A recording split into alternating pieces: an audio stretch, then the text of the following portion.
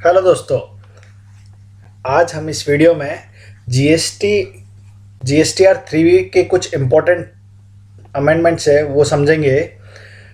जो आप नवंबर में जीएसटीआर 3 भी फाइल करेंगे उसके लिए बहुत इम्पोर्टेंट है वो चेंजेस। तो आइए समझते हैं क्या चेंजेस है वो।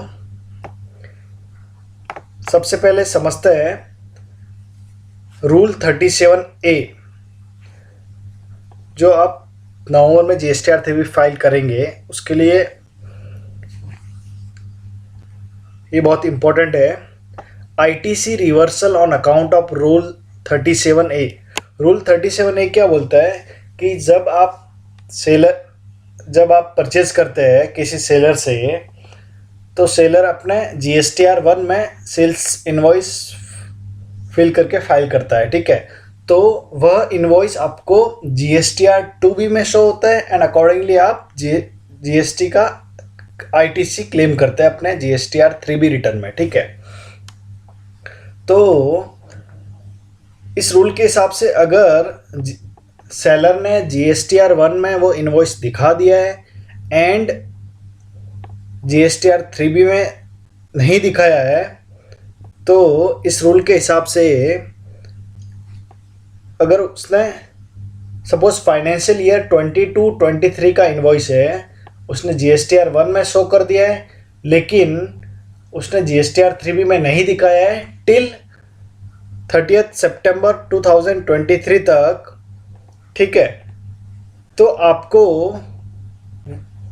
वो आईटीसी रिवर्स करना होगा बिफोर 30 नवंबर 2023। मीन्स अपने 22-23 में आईटीसी क्लेम किया था तो उसके नेक्स्ट नवंबर तक आपको वो रिवर्स करना है अगर वो 30 सितंबर तक शो नहीं करता है अपने जीएसटीआर 3B में, ठीक है। मीन्स गवर्नमेंट क्या चाहती है कि वह अपने जीएसटीआर 1 में सेल्स शो करे एंड उस पर जो जीएसटी लाइबिलिटी बने वह पे कर दे सप्लायर, एंड उसके बाद आपको आईटीसी क्लेम होगा, ठीक है। तो अभी देखिए, wide rule 37A of CGST rule 2017, the taxpayer have to reverse the input tax credit availed on such invoice or debit note, the detail of which have been furnished by their supplier in GSTR 1, but the return in form GSTR 3B for the said period has not been furnished by their supplier till the 30th September following the end of the financial year in which input tax credit in respect of such invoice or debit note had been availed. Suppose आपने किसी party से purchase किया है और वह party ने अपने GSTR 1 में वह इनवॉइस दिखा दिया है लेकिन जीएसटीआर 3B में शो नहीं किया है उसने, तो आपको वो आईटीसी को रिवर्स करना होगा।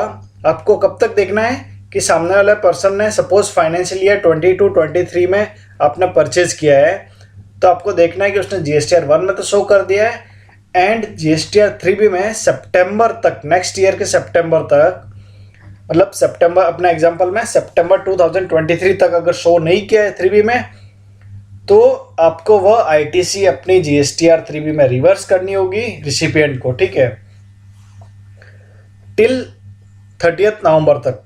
The said amount of ITC is required to be reversed by such taxpayers while furnishing a return in GSTR 3B on or before 30th November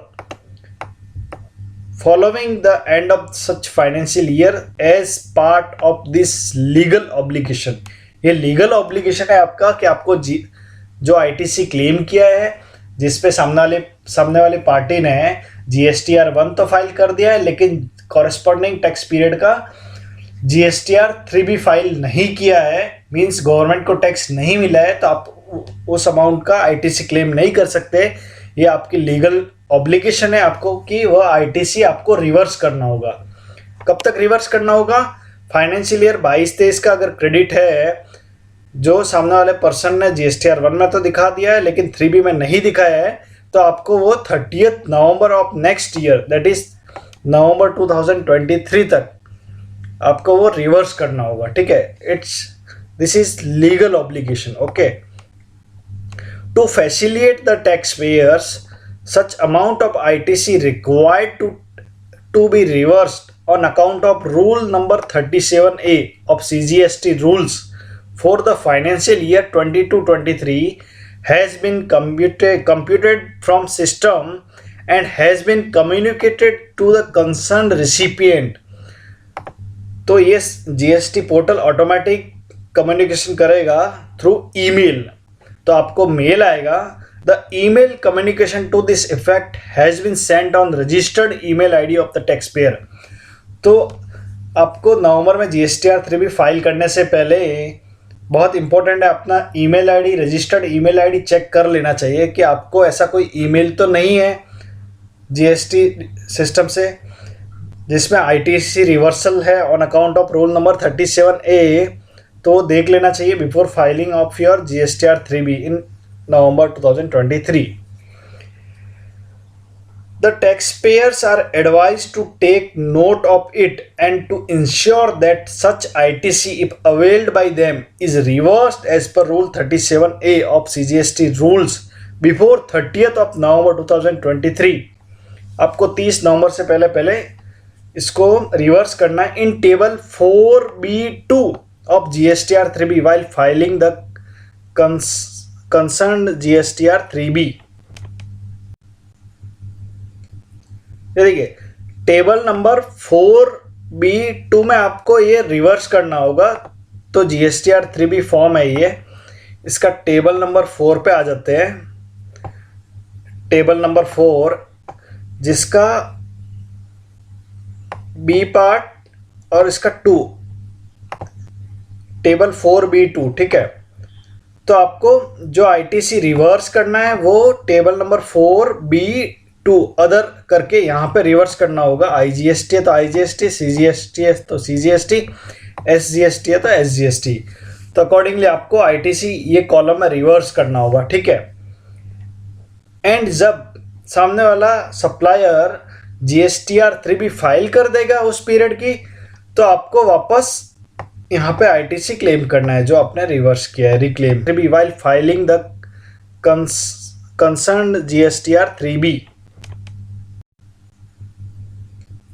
देखिए टेबल नंबर 4B2 में आपको ये रिवर्स करना होगा। तो जीएसटीआर 3B फॉर्म है ये, इसका टेबल नंबर 4 पे आ जाते हैं।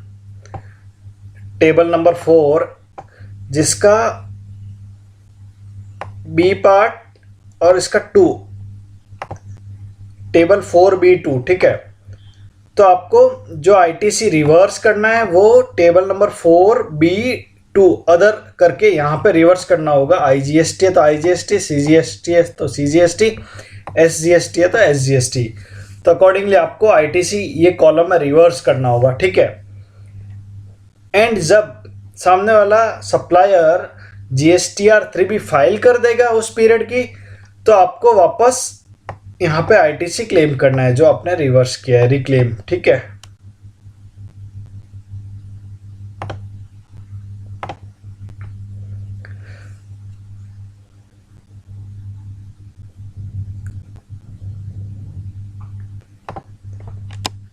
दूसरा चेंजेस समझते हैं। Advisory for online compliance pertaining to ITC mismatch GST DRC 01C। Difference in input tax credit available in GSTR 2B and ITC claimed in GSTR 3B। आप GSTR 3B में ITC claim करते हैं and आपका ITC का statement generate होता है 14th of next month in GSTR 2B। तो इसका डिफरेंस का इंटीमेशन है ये DRC 01C।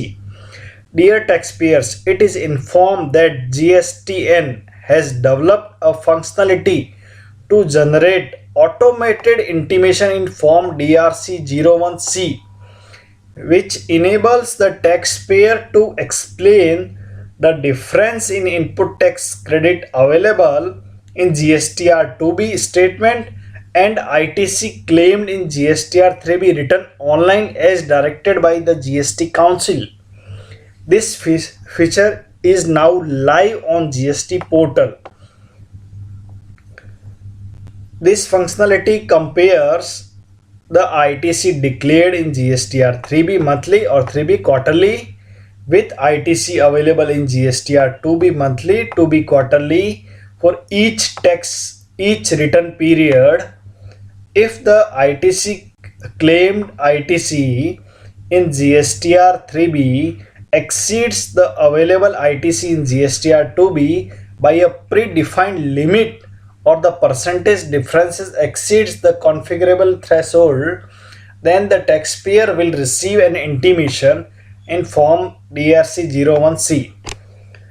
अगर आप GSTR 3B में ITC जो क्लेम कर रहे हैं वह एक लिमिट से ज़्यादा है, डिफरेंस आ रहा है, तो आपको GSTR 2B से तो आपको सिस्टम ऑटोमेटिकली इंटीमेशन भेज देगा DRC 01C का डिफरेंसेस करके, ठीक है. Upon receiving N intimation the taxpayer must file a response using form DRC 01C part B करके.